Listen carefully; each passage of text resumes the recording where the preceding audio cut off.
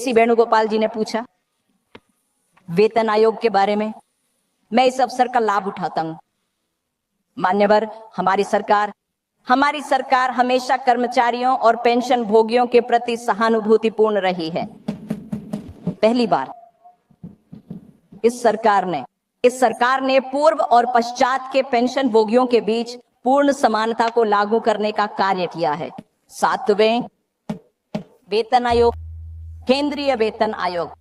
इस प्रकार सभी केंद्रीय सरकार के सेवानिवृत्त पेंशन धारक जो पहले सेवानिवृत्त हो गए थे, 1 जनवरी 2016 के बाद सेवानिवृत्त हुए कर्मचारी अब वही पेंशन प्राप्त कर रहे हैं जो 1 जनवरी 2016 से पहले सेवानिवृत्त हुए कर्मचारी प्राप्त कर रहे थे। यही पहला मुद्दा है। इस प्रकार पेंशन भोगियों की समानता की मांग को हमारी सरकार ने प्रधानमंत्री मोदी के नेतृत्व में न केवल स्वीकार कर लिया है बल्कि इसे प्रभावी रूप से लागू भी कर दिया है। प्रधानमंत्री मोदी ने जनवरी 2025 में केंद्रीय सरकारी कर्मचारियों के वेतन और लाभों को संशोधित करने के लिए 8वें केंद्रीय वेतन आयोग की स्थापना को भी अपनी मंजूरी प्रदान की है।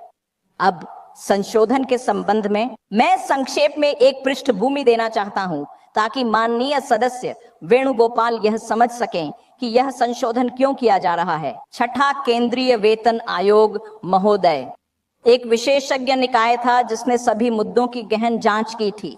सभी मुद्दों, समस्याओं, असमानताएं और यहां तक कि वे अभ्यावेदन जो कर्मचारियों द्वारा सिफारिशें देने से पहले प्रस्तुत किए गए थे, छठे वेतन आयोग की रिपोर्ट प्रस्तुत की गई। साल 2006 में, मार्च 2008 में, जिसके बाद उसके तुरंत बाद सावधानी पूर्वक विचार करने के बाद इसे उस समय सरकार द्वारा स्वीकार कर लिया गया था। मार्च 2008 पेंशन तय करने का तरीका जो छठे द्वारा सिफारिश की गई थी। केंद्रीय वेतन आयोग जो कि पिछले केंद्रीय वेतन आयोगों के समान ही था, इसलिए इसे मार्च 2008 में सरकार द्वारा स्वीकार कर लिया गया था।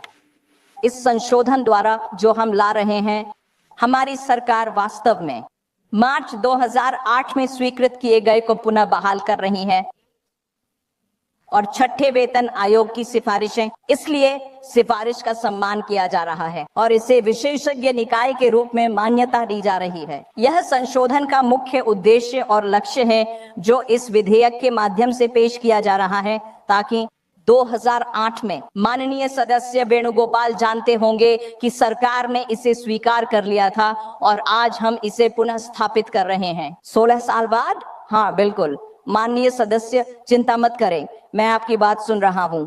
सदन को गुमराह कर रहे हैं, बैठे। माननीय सदस्य बैठिए, मैं बताता हूं।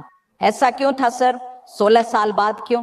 कई न्यायालय के मामले चल रहे थे, हमें फैसले का इंतजार करना पड़ा और फिर हमने कहा हाँ, अब सभी सुनवाई समाप्त हो गई है, फैसले प्राप्त हो गए हैं, हम 2008 के निर्णय का सम्मान कर रहे हैं, लेकिन बीच में मुकदमेबाजी थी, मैं इसे कैसे उल्लंघन कर सकता था? तो मैं सदन को गुमराह नहीं कर रहा हूं और माननीय सदस्य वेणुगोपाल को कृपया यह जांचने की आवश्यकता है कि क्या मैंने कुछ गलत कहा है और साथ ही यह भी देखना चाहिए कि क्या यह आवश्यक संशोधन उनके सरकार के दौरान लिए गए निर्णय को ही प्रतिबिंबित करता है।